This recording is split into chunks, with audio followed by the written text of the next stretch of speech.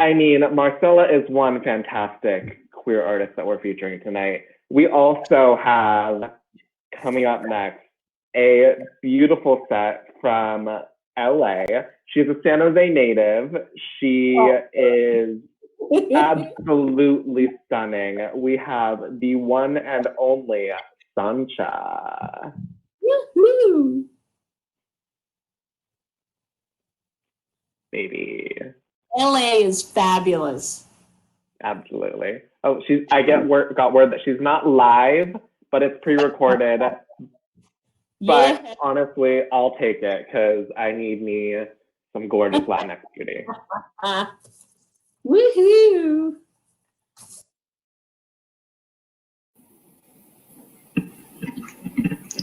Hi, Sancha. Thank you so much. Thank you so much for taking the time to answer some questions for the San Jose Museum of Art as we celebrate Silicon Valley Pride online with Facebook First Friday. We're so thrilled to have you here. Thank you for having me.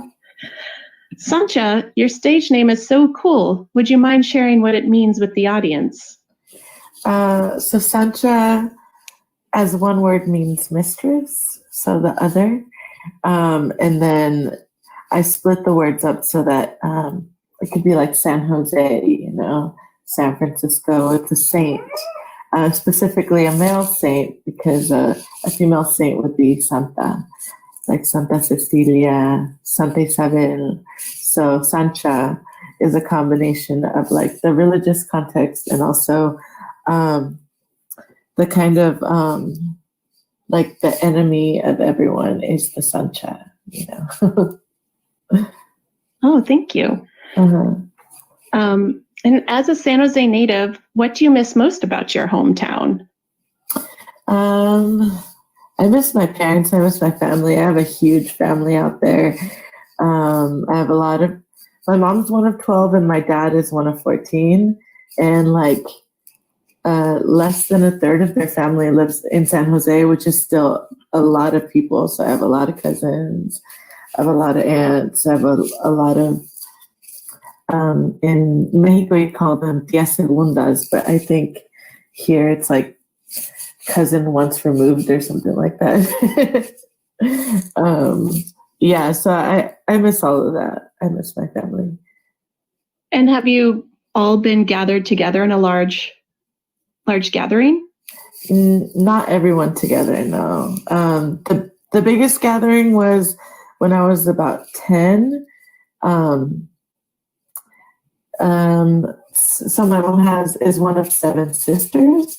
So all 7 sisters were in Mexico at the same time with their children. So we were all on the farm, all of my cousins and everything. We were like collecting grasshoppers for the birds, mopping the house, sweeping, washing dishes, on what us as like Chicano children consider our vacation. But that was the biggest gathering we've ever had. But no one's ever been together. Mostly because some of my family's still undocumented out here. So it's hard to get everybody somewhere. And some of my family in Mexico has tried to get visas and they can't. And some of them are too afraid to come over here, the undocumented way. Mm-hmm. Well, a few years ago, you left the Bay Area and moved to Mexico to live with your tia. How did that shape your music? So my tia, when I got there, could see that I had torn clothes, that my hair was like bleached and falling out. And she was like, there's something wrong with you. And something about the San Francisco scene didn't do anything for you. So she was like, you need to sing rancheras. So songs that were familiar to her. And for me, it was like, oh, you just want me to sing songs that you know. But I made an album. I recorded an album of just covers for her and my other aunts on the farm. And then they started trading it around and then sending it to my uncles here in the US and stuff. And that changed the way I started singing. Actually, singing rancheras uses a lot more power and a lot more wind, really, and it reminded me a lot of like opera and this classical training that I had for a little bit and that I didn't pay attention to. And I was like, damn, I should have paid attention to my classical training a little bit more, or I would be able to sing this a lot better. But ever since I started singing rancheras, my family started paying attention and also supporting me more and supporting me in ways that were just like actually listening to my music. And not telling me to just go home to my mom and stop whatever I was doing. They at least never told me to stop anymore. Well, that's lovely. And let's see. We are celebrating Pride, and as a queer performer, has that influenced your music and style? How is that tied? Are they tied together or no? Can you repeat the question? Sorry. Sure. So, as a queer performer, how has that influenced your music and style, or has it? I mean, it's definitely influenced everything. I mean, I always credit my drag mother, Persia, for really jump-starting my performance career, really, because before that I was doing like open mics and stuff like that and trying to find something to belong to. And it was Persia who helped me get into this. Like, she's a drag queen, so I was performing at all these, and she also curated an art show, so I was performing at art shows, backyard parties, and drag performances where there's not usually music. So I was over here performing with backtracks without a band, all by myself. And, you know, watching drag queens really helped me like study performances, study the way, even if I was drunk and blacked out most of the time, I still remember some of the most like epic and like, and touching and moving performances. And I remember what they did and what was so captivating about it, and tried to apply that to my own performances. So it changed everything for me. Oh. And let's see, let me ask. And how would you describe your music? My music is a combination of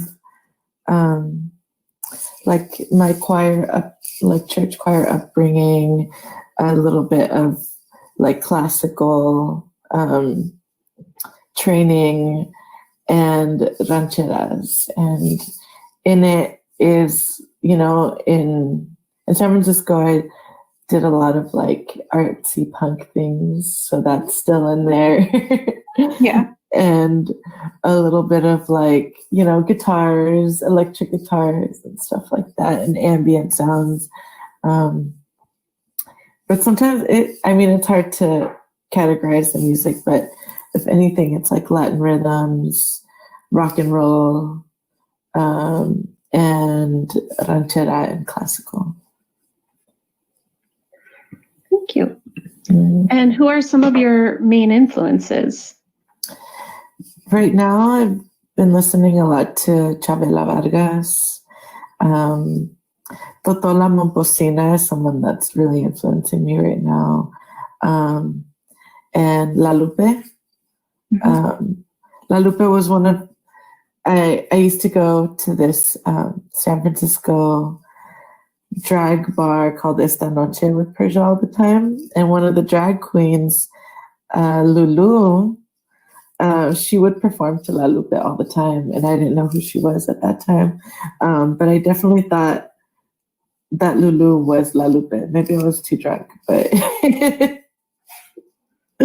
but then going into it and researching her more, I see like how kind of punk she was too, La Lupe. And that's been a huge influence, and the way she sings, the way that she's kind of a different character while she's performing has been very inspirational for me.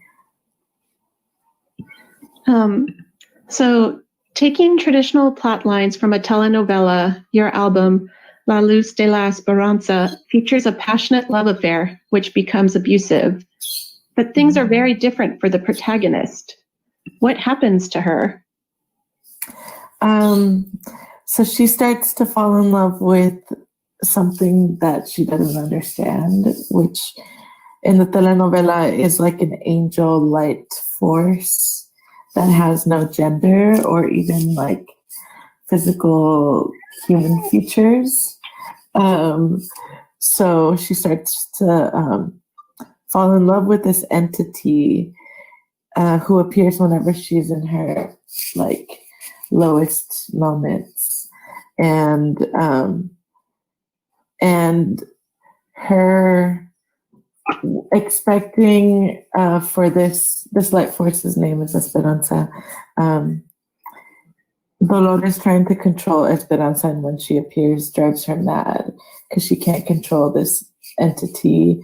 She can't, it's not like a relationship in a traditional sense, so that drives her insane, along with the abuse that she receives from her husband. So the insanity leads her to her own freedom, though. Mm-hmm. Mm-hmm. And how did this album come to you? A little bit before I left San Francisco, I had the idea to make like a telenovela, and I was watching this telenovela or rewatching this telenovela called Marimar from the 90s, and it's all on YouTube. But I was seeing and remembering in all these telenovelas how like violence received from your spouse or this man that you love was so normalized, and like almost like you want this man to manhandle you, you know. And then also inspired by like my personal like finding of queerness, seeing like being in a straight relationship before, and then living in this like queer house with my sister wives, and how much, you know, love there was without it being something that was traditional, you know, something that was like boyfriend girlfriend kind of thing, and sometimes not even sexual at all, and how that love was, you know, very transcendent. Sorry. Hi, Kitty. Hermione just wants to say hello. Hello. He's a real fan too. Yes. And so, let's see. In a spotlight video that I believe you created in Jalisco, you've said that sometimes you feel you are channeling other spirits, free, Mm-hmm. singing at the top of your lungs. How does that reflect your performances? The goal for me is always to not remember my performance because I've lost myself. And that's when I know that the performance served what it needed to serve, you know? And letting myself be taken over by something else, you know? And I used to use alcohol for that, but a lot of the times you feel like you're not alone when you're up there, or like you're alone all at the same time, you know, feeling like you can lose yourself and trust whatever is holding you. Yeah, I've seen you play at smaller like smaller performances, and then, you know, your audiences and your stages are growing larger, but you've always seemed to give 100% regardless of if it's for a very small, group of people where the money is being contributed to an after school program versus like, for a bunch of people, at like a noise pop fest or something. Yeah. I mean, I love performing, and one of my favorite things is even just like singing at my house with a bunch of people over, and where it's not even like we have an audience, it's just we're hanging out, and instead of playing like Spotify or something, we're singing songs that we know and that everybody knows, and everybody's singing along, and people are singing louder than me. I'm just a guide. That's like one of my favorite moments. And is that kind of similar to when you were in a choir, like, singing with like a large group of people? Do you like that, being kind of drowned out by the community of friends? Yeah. I mean, I guess the church choir wasn't necessarily like that because we were mic'd, and that kind of stuff. But it's like, it reminds me of singing with my family because they really drowned me out. Yeah.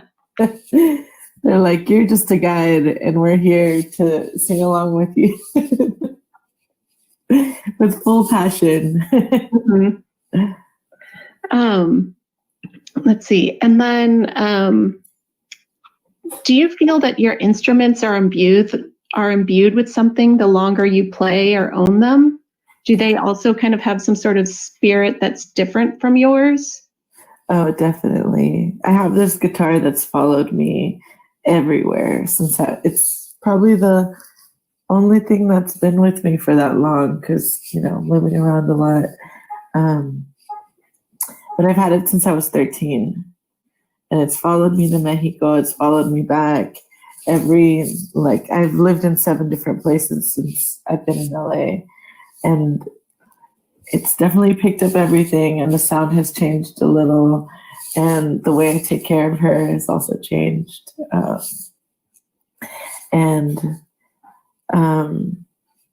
But yeah, she definitely has her own personality. And now that you've been performing for 12 plus years, your platform and audience is growing. Does the crowd create a new energy that dances with the spirits you channel?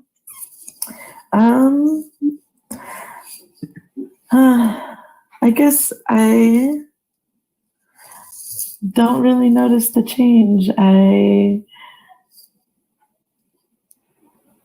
hope that they've been channeling with me all along, and it's just bigger, and that's it. But I guess the noise pop show was a little crazy, but the audience, I still have people that have been following me for a long time, like especially that noise pop show, and people that are still very familiar to me.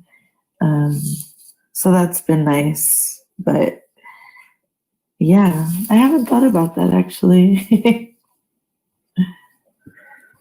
Maybe they'll start dancing together. Right?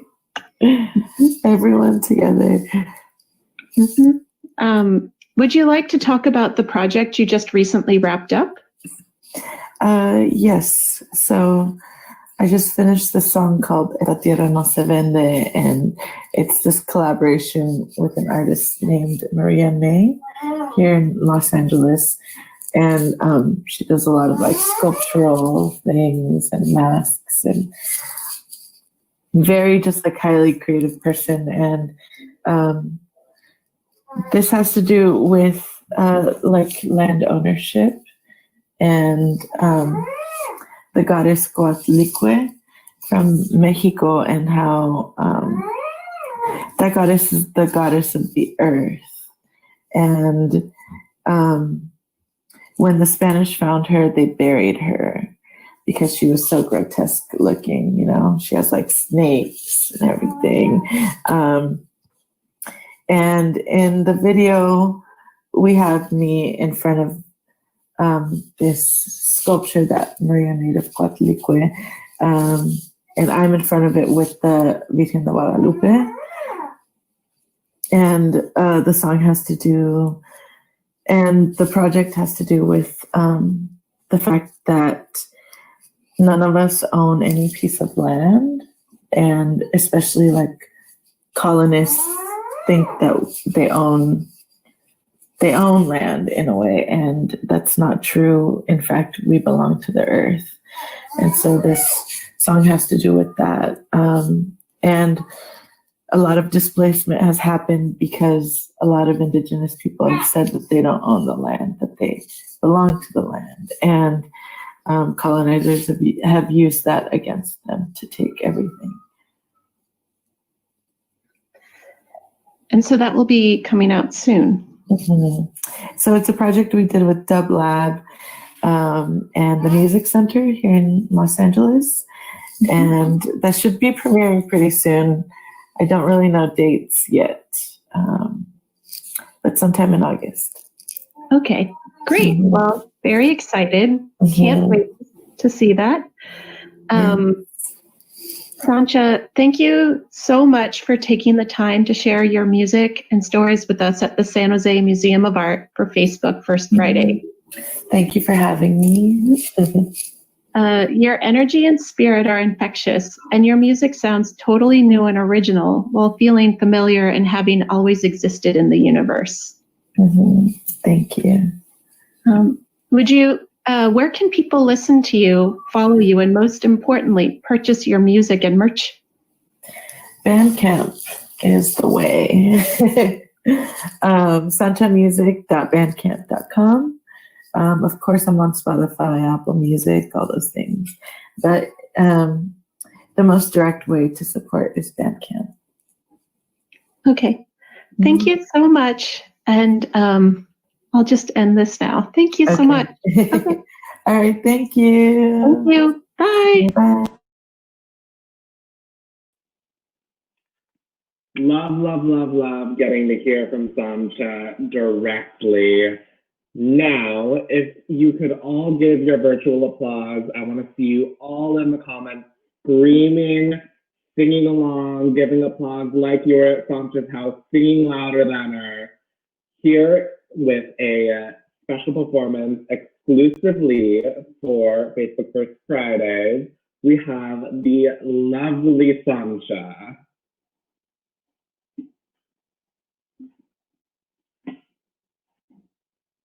Maybe not.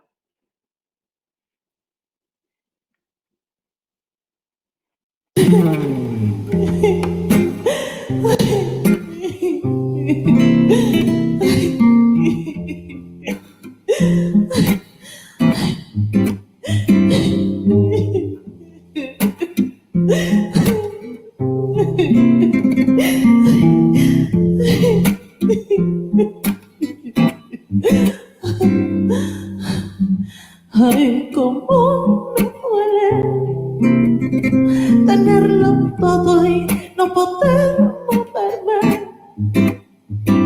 Me despierta tu latido ardiente cuando me haces tuya al amanecerte. No es que hago todo por ti y tú solo quieres sufrir. Levanta Dolores, este juego se termina aquí.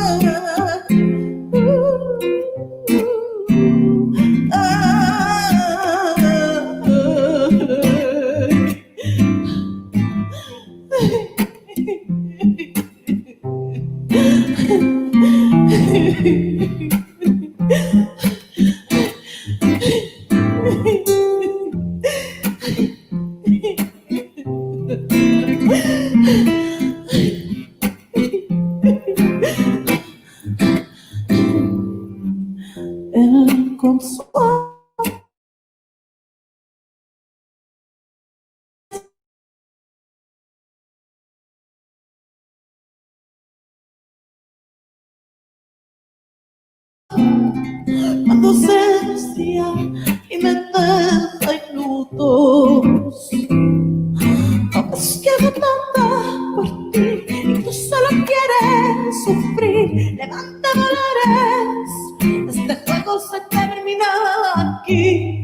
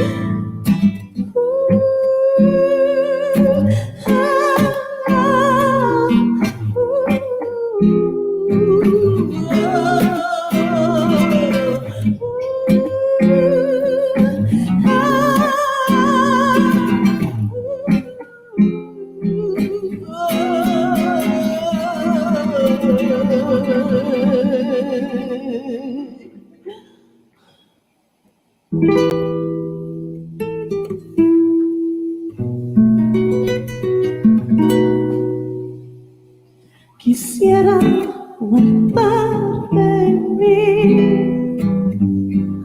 que nadie más pierda un suspiro por ti. 'Cause you're the prettiest thing, the prettiest thing. You're the prettiest thing, the prettiest thing. Los vientos intentaron robarte de mí y cantarle para que solo cantaras aquí. 'Cause you're the prettiest thing, prettiest thing. You're the prettiest thing, the prettiest thing.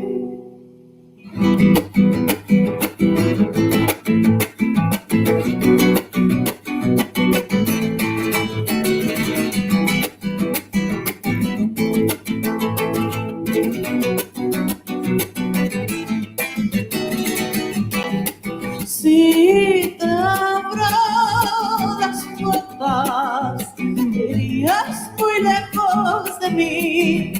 Ay, Rosalinda, tú eres la luz más fuerte entre millones de estrellas y no te arrepientes de mí. Te alimento en tu néctar, tan dulces que vicio es vivir, tan dulce amor, tan dulce amor, tan dulce amor,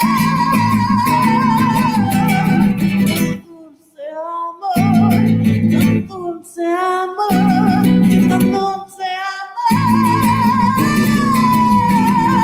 Quiero para mí, te haría muy feliz. Eres lo más lindo que he visto aquí. Quiero para mí, te haría muy feliz. Eres lo más lindo que he visto aquí.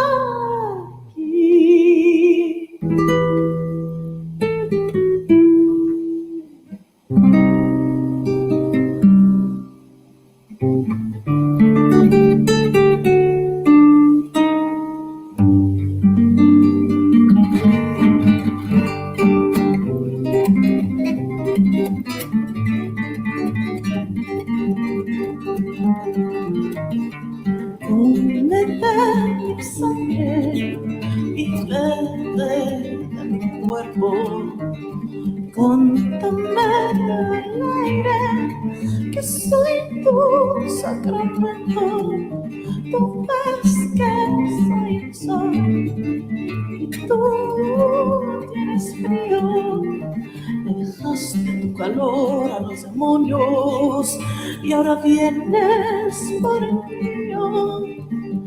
Alimentate en mí. alimentate en mí,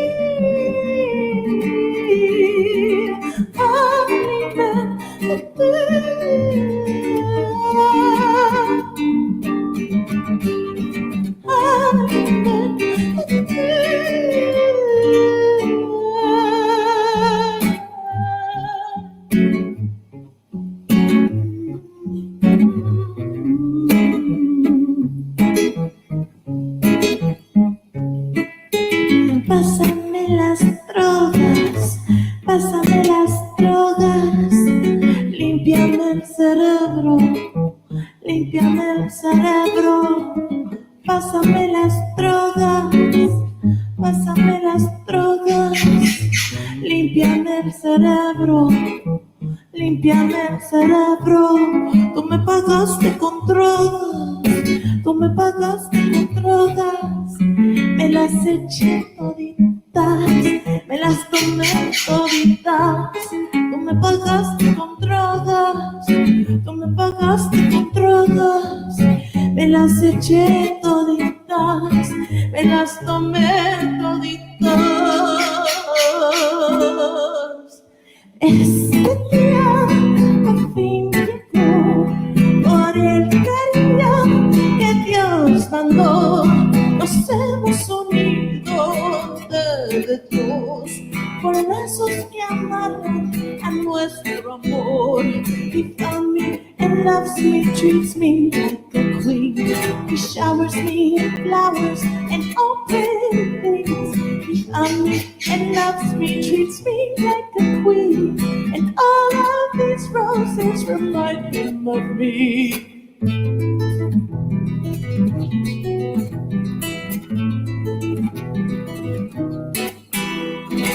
Soy tuya, por siempre tuya. I'll follow you, aquí estaré por siempre juntos, forever yours. Por siempre juntos, forever yours. Por siempre juntos, forever yours.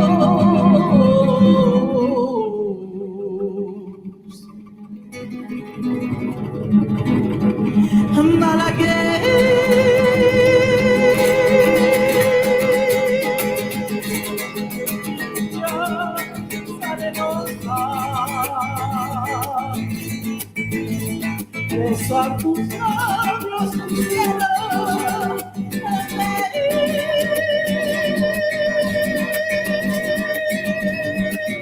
besar tus labios, cielo, malagueños, valerosos, decirte yo soy. ¿Qué quieres decir?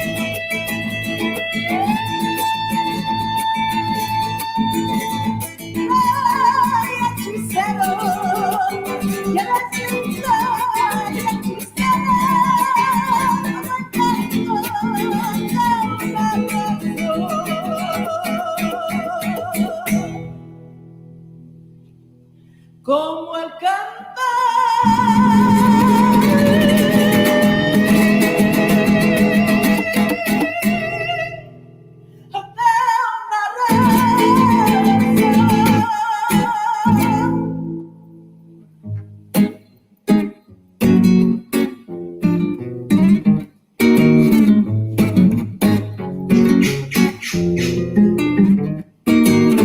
el baile del diablo, capricho del diablo, el baile del diablo, capricho del diablo, el baile del diablo, capricho del diablo, el baile del diablo, capricho del diablo. Como te rezaba, Señor, y tú te empeñaste a quitarme mi don.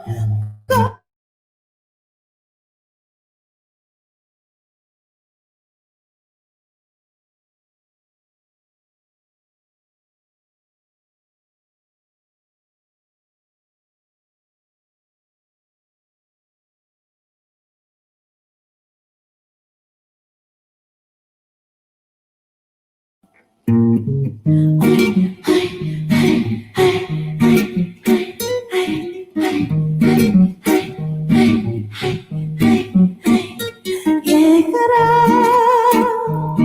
el diablo, ya lo estoy esperando. Ya lo invité y no se deja ver, y ya me estoy cansando.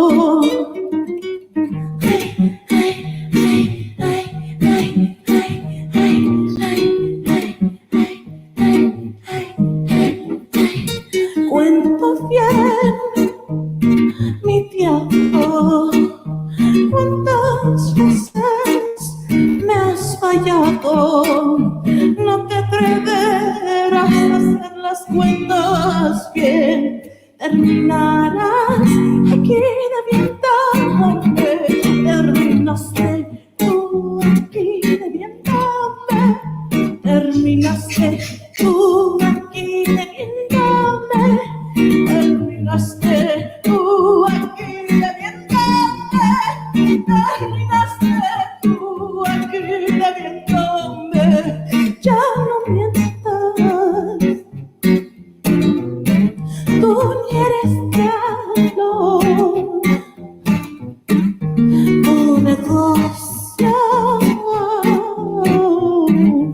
es puro teatro. ¿Cómo te presento?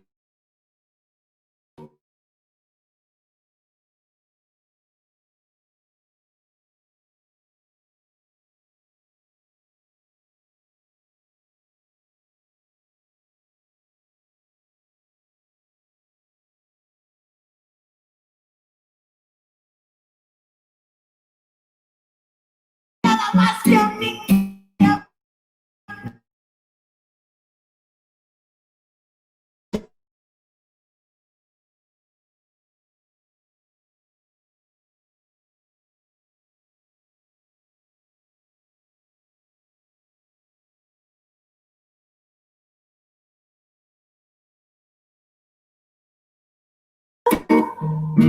Mi diablo, no dolerá que me guardo, que te laven, venme a cobrar la mosca muerta en el baño.